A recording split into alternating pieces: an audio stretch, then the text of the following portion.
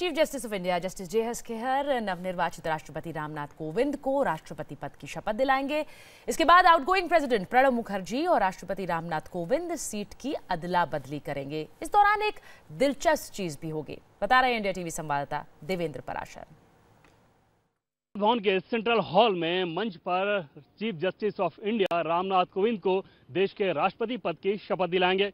शपथ लेने के बाद मंच पर प्रणब मुखर्जी जो कि आउटगोइंग प्रेसिडेंट हैं, वो जिस सीट पर बैठे हुए थे उस पर जाकर बैठ जाएंगे नए राष्ट्रपति रामनाथ कोविंद। और रामनाथ कोविंद शपथ लेने से पहले जिस सीट पर बैठे हुए थे उस पर एक्स प्रेसिडेंट प्रणब मुखर्जी जाकर बैठेंगे।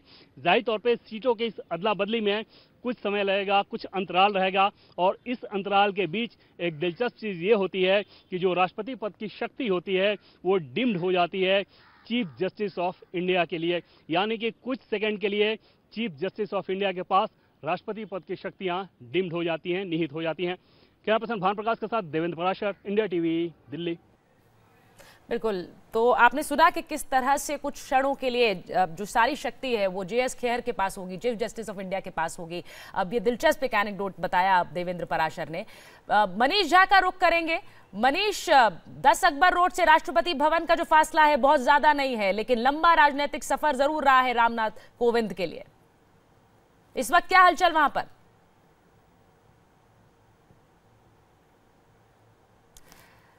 लगता है मनीष तक हमारी रहने दी। मनीष, सुन पा रहे हैं आप हमें?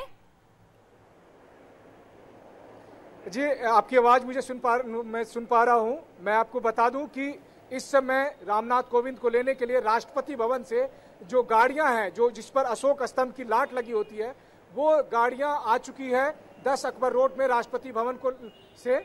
और यहां से अब 10:22 पर रामनाथ कोविंद उन्हीं गाड़ियों पर, जो कि खास तौर पर उनके लिए भेजी गई है, जो राष्ट्रपति के इस्तेमाल की जो गाड़ियां हैं वो गाड़ियां उनको भेजी गई है, और उस गाड़ी पर वो बैठकर यहां से राजघाट की ओर निकलने वाले हैं कुछ ही क्षणों में। आप मेरे पीछे जो देख पा रहे होंगे, दरअसल यही 10 अकबर रोड है जहां पर अभी तात्कालिक तौर पर रामनाथ कोविंद रहते हैं, और अगले कुछ ही मिनट के बाद रामनाथ कोविंद यहां से निकलकर राजघाट की ओर प्रस्थान करेंगे। और अभी कुछ ही मिनट पहले हमने देखा कि राष्ट्रपति भवन से कुछ ऐसी गाड़ियां जिस पर अशोक स्तंभ की लाट लगी हुई है, उनको हमने देखा कि वो यहां पर लाए गए हैं ताकि उसका इस्तेमाल रामनाथ कोविंद कर सके।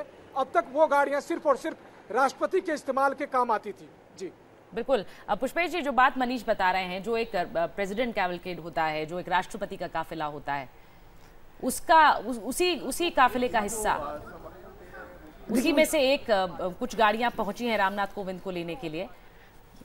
देखिए, मुझे लगता है कि पारंपरिक तरीका है प्रतीकात्मक दिखलाने का कि जो सत्ता है, राज्य सत्ता है, उसकी क्या महिमा होती है, क्या गरिमा होती है। एक अनुष्ठान होता है, कुछ कर्मकांड का इसमें माहौल होता है। तो जनतंत्र में जहाँ तक हम जानते हैं इसको कम करने की कोशिश करते हैं, मगर फिर भी कुछ ख़ास मौके होते हैं। जैसे हमने ये सारी चीज़ें कुछ तो अपनाई हैं ब्रिटिश बरतानवी औपनिवेशिक राज से, कि गवर्नर जनरल और वाइसरॉय क्या करते थे। कुछ हमने अपनाई हैं, अपने संस्कार थे कि हमारे राजा महाराजा क्या करते थे। कुछ हमने अपनाई हैं कि जब आज़ादी की लड़ाई में भी तोरण बनते थे, कांग्रेस के बड़े अधिवेशन होते थे, जन आंदोलन होते थे, तो वहाँ कैसे जो सभापति पहुँचते थे, कभी घुड़सवारी करते नेहरू जी पहुँचते थे, तो सादगी के साथ गांधी जी मंच पर धोती कुर्ते पर भी बैठते थे। मगर जब झंडा फहराने को नेहरू जी रावी के तट पर गए थे तो घोड़े पर चढ़ना उनको ज़रूरी लगा था।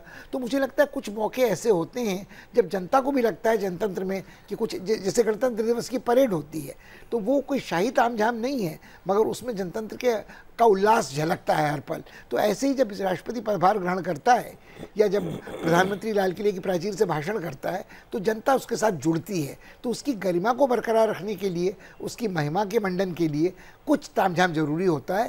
पहले ब्रिटेन की जो महारानी थी वो कांच की बग्घी में सवारी करती थी, फिर वो अब ज़रूरत पड़ने पर मोटर पर बैठ जाती हैं। तो यहाँ भी ये है कि शाही अंगरक्षक, घुड़सवार, बग्घी और एक मोटरकेड, तो लिमोजीन, वो सबको पारंपरिक और आधुनिक का एक मेल आपको देखने को मिल रहा है।